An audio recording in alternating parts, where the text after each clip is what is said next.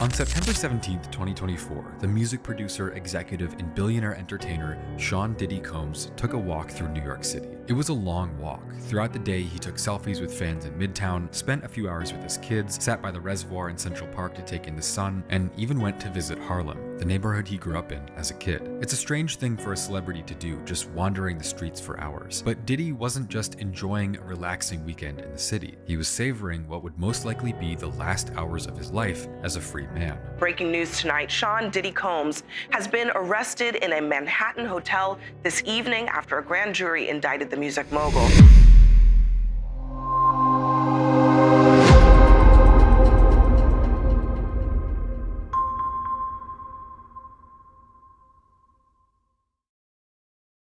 Some stories in the music world follow predictable paths: a little talent, a little luck, and a steady climb to fame. But then there are stories like the one you're about to hear. A story filled with explosive success, tragedy, controversy, reinvention, and the kind of twists that make you wonder what's coming next. This is the life of Sean Puffy Combs, also known as Puff Daddy, P Diddy, and Diddy. A man who built an empire from the ground up, shaped the sound of an entire generation, and became one of the most powerful figures in entertainment, only to find himself surrounded by storms that continue to follow him to this day. This is the complete biography of a man who refuses to stop evolving, no matter the cost. Early life, humble beginnings that foreshadowed greatness. Sean John Combs was born on November 4, 1969, in the Harlem neighborhood of New York City. His childhood was far from ordinary or easy. When he was just 2 years old, his father, Melvin Combs, was murdered in a shooting. His mother, Janice, became the rock of the family, raising Sean and his sister Keisha on her own. Growing up without a father left a deep mark on Sean, something he would talk about in interviews throughout his life. It fueled his desire for success, power, and stability. As a teen, he attended the prestigious Mount St. Michael Academy, where he played football and earned the nickname Puffy because he would huff and puff when angry. Even then, he had an unstoppable energy. He threw neighborhood parties, hustled small businesses, and showed signs of an early entrepreneur. But his biggest break came after he enrolled at Howard University in Washington, D.C., often called the Black Harvard. There, his talent for organizing and promoting events exploded. He quickly became known as the Campus Party King. The first big break, Uptown Records. Combs dropped out of Howard University to pursue a career in music, a risky move, but one that changed modern hip-hop forever. His hunger caught the attention of Uptown Records executive Andre Harrell, who hired him as an intern. Puffy didn't stay an intern for long. Within no time, he was promoted to talent director. At Uptown, Puffy's genius showed clearly. He helped shape the careers of artists like Mary J. Blige and Jodeci. His style, blending hip-hop beats with R&B vocals, created a new sound that would dominate the 90s. But his ambitious personality sometimes clashed with Uptown's leadership. After disagreements with Harrell, he was fired. For most people, that would be the end. For Puffy, it was the beginning, the birth of Bad Boy Records. In 1993, Sean Combs founded Bad Boy Records, one of the most legendary labels in music history. With new freedom and a sharp ear for talent, he began signing artists who would define the decade. His most important signing came early, a young rapper from Brooklyn named Christopher Wallace, better known as the Notorious B.I.G. Together, Puffy and Biggie became a powerhouse. Biggie brought raw street storytelling, Puffy brought polished production and the business vision to make it global. Biggie's debut album, Ready to Die, exploded onto the charts. Puffy became a superstar executive, appearing in music videos and turning himself into a brand. Bad Boy Records also launched artists like Faith Evans, 112, Total, and later, Maze. Puffy's golden touch earned him the nickname Puff Daddy, a persona filled with swagger, ambition, and non-stop celebration. But behind the glamour, a storm was brewing. The East Coast versus West Coast drama. The mid-1990s brought one of the darkest eras in hip-hop, the East Coast versus West Coast beef. Puffy and Biggie found themselves at the center of it. Their West Coast rivals, including Tupac Shakur and Death Row Records CEO Suge Knight, accused Bad Boy of disloyalty and deeper conflicts. The tension escalated, fueled by media, music videos, and diss tracks. Although Puffy repeatedly insisted he didn't want violence, the feud spiraled out of control. Then, in 1997, tragedy struck.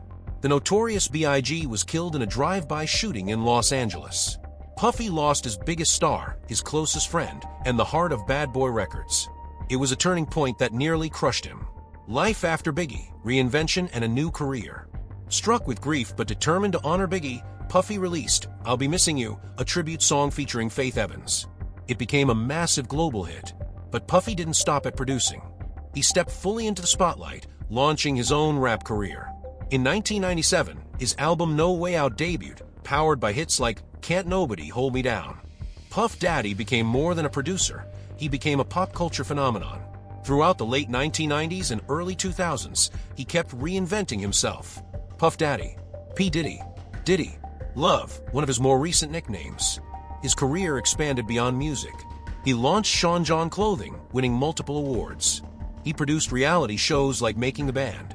He became a businessman, a fashion icon, a promoter, and a celebrity who dominated the headlines. Success, scandal, and survival. Puffy's life was always dramatic, and the 2000s brought even more controversies. He faced a high-profile trial after a nightclub shooting in 1999. Though he was acquitted, it was a major moment in his public life. He also faced lawsuits, business conflicts, and endless media attention. But somehow, he always managed to come back stronger. Throughout this period, he continued producing hit artists including Cassie, French Montana, Machine Gun Kelly, Dirty Money. He also grew his business empire into vodka, water brands, television networks, real estate, and more. Forbes repeatedly listed him as one of the richest figures in hip-hop, often competing with Jay-Z for the #1 spot. The family man, a complex personal life. Sean Combs is a father of 7 children, all from different relationships. His family includes Quincy, adopted and raised by Diddy, Justin, Christian, Chance, Delilah, Jesse. Love Sean Combs, born 2022. His most famous relationship was with model and actress Kim Porter. They had 3 children together and shared a long, complicated romance. Her sudden death in 2018 deeply affected Diddy, who has stated publicly that he regrets not marrying her.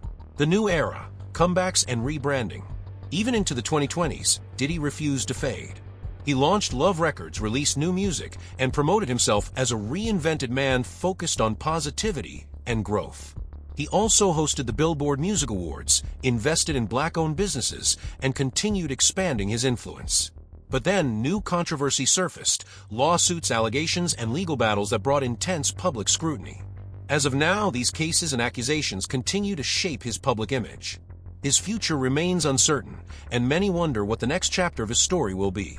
His impact on music and culture.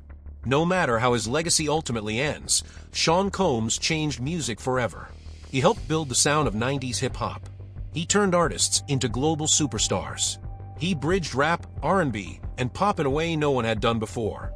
Some say he was the architect of modern hip-hop marketing. Others say he was the ultimate entertainer.